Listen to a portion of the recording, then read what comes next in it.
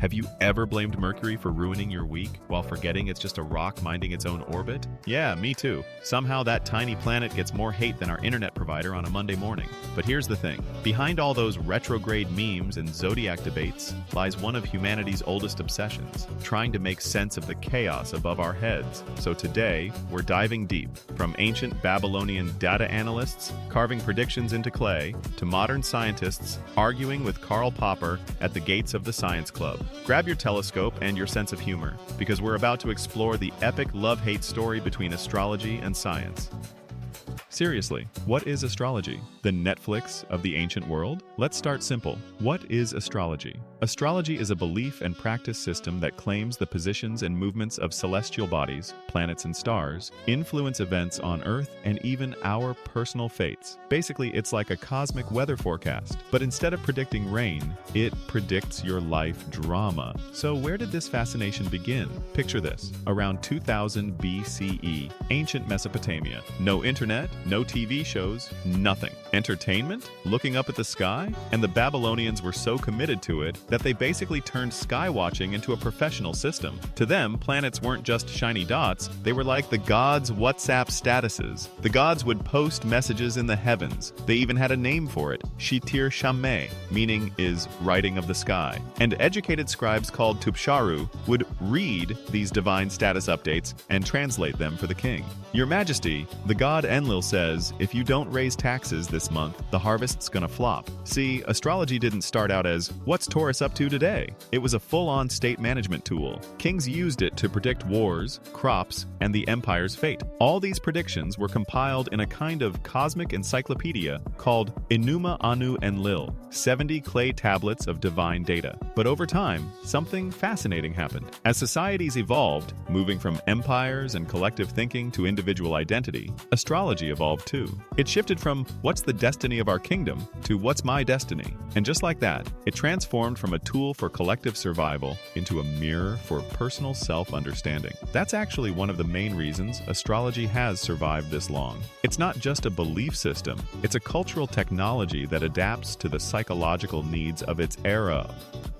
Okay, so what is science? The universe's toughest nightclub with face control. Alright, so what is science? Think of science as the most exclusive nightclub in the universe. And standing at the door is the strictest bouncer ever. His name? Karl Popper. Every theory that wants to get in has to answer one question. How can we prove you wrong? That question is the heartbeat of science. It's called the principle of falsifiability. If a theory confidently says, you can't prove me wrong, I'm always right, Popper just smiles and replies, wonderful. Then please wait outside. This place is only for those brave enough to risk being wrong. But getting into the science club comes with more rules. 1. Empiricism. Your claims have to be based on observation and measurable evidence. No, I just feel like it. You need to say, we measured it and here's the data. 2. Repeatability. If you ran an experiment in Japan and I do the exact same thing in my London lab, I should get the same result. If not, something's fishy. 3. Peer review. When you announce a new discovery, other scientists basically tear your work apart under a microscope,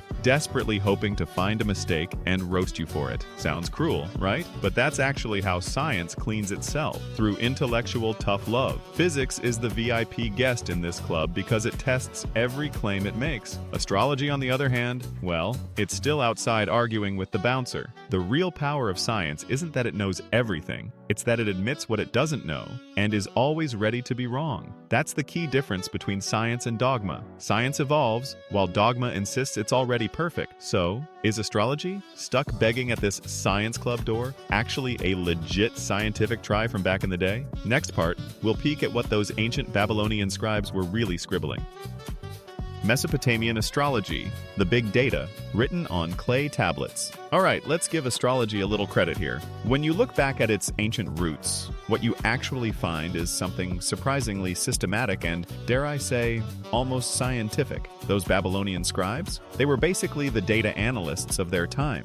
Their clay tablets were the servers, and their sky observations were the input data. What did they do? Over thousands of years, they compared celestial events, let's call them P, with earthly events, Q, and then built cosmic if-then algorithms. If P happens in the sky, then Q happens happens on Earth. For example, in something called the Venus tablet, they carefully recorded when Venus appeared and disappeared, and connected each event to predictions like a time of mourning in the kingdom or a plentiful harvest. Meanwhile, the Emule APN tablets listed 66 constellations and calculated the rising times of stars. And get this, through long-term data collection, they even discovered the 18-year Saros cycle, which allowed them to predict lunar and solar eclipses. That's basically the prehistoric version of machine learning. Even if you don't fully understand the why, you collect enough data, find correlations, and start predicting outcomes. Ancient Babylon,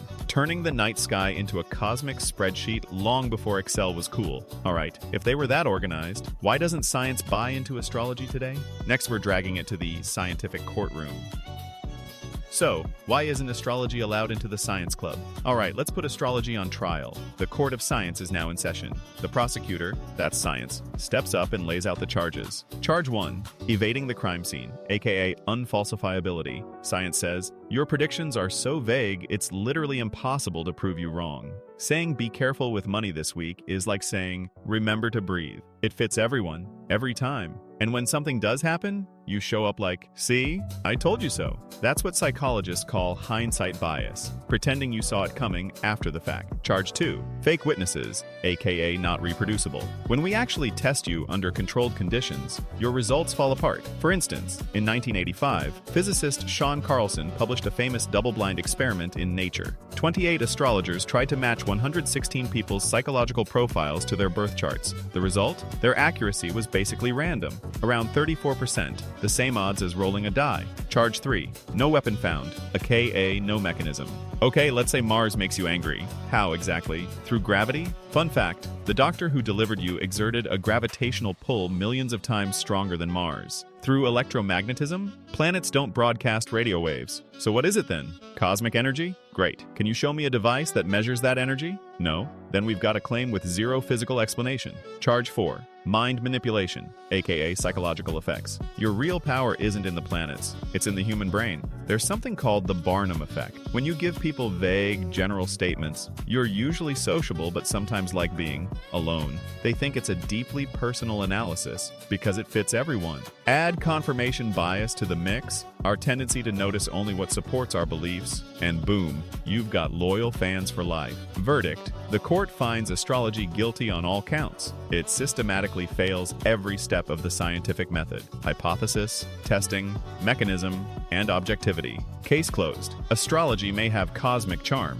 but in the science club, it's still waiting outside, arguing with Karl Popper at the door. But maybe astrology hasn't thrown in the towel yet. Could it make a comeback to science someday? Let's check out this impossible mission next. Astrology's return to science plan? Mission impossible? Alright, so could astrology ever make its grand comeback and enter the science club? That would basically be the Rocky movie of metaphysics. After centuries of taking punches from science, astrology still refuses to stay down. So what would its comeback plan look like? Coach number 1, artificial intelligence and big data. Imagine this. We feed an AI with every human birth record and life story on the planet. Career, marriage, illnesses, the whole cosmic resume.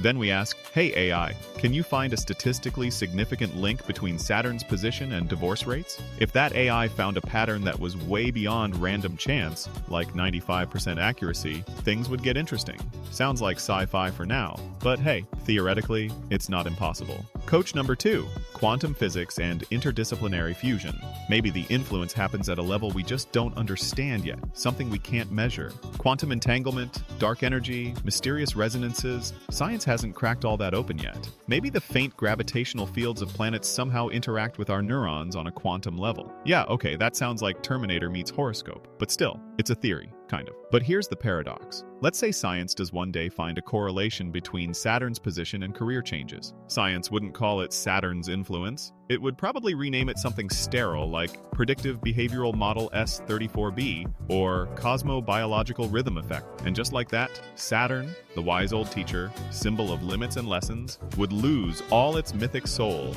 and turn into a line of statistical code. So, ironically, for astrology to be accepted by science, it would have to sacrifice the very thing that makes it astrology. It's a classic Faustian bargain, trading the soul for knowledge. But will this comeback blueprint actually save astrology astrology or just kill its vibe? Let's dig deeper in the final part. What we don't know is way bigger than what we do. So, what's the verdict? Astrology isn't science, at least not by today's definition of science. It doesn't play by the lab coat rulebook. It's more of a belief system, a symbolic language, a kind of cosmic poetry. Science is our most powerful tool for explaining how the universe works. Astrology, on the other hand, has been humanity's map for thousands of years. Not to understand the how, but to ask why. They serve two very different human needs, one for verifiable knowledge and one for personal meaning. But here's the twist. The universe we know is actually just a teeny tiny part of what's really out there. We live in a reality where 95% of the cosmos is made up of dark matter and dark energy, stuff we literally have no clue about. We don't know how consciousness emerges. We don't even know why the universe exists at all. So maybe the right question isn't, is astrology real? Maybe it's this. 100 or 1,000 years from now, when our understanding of the universe is completely different,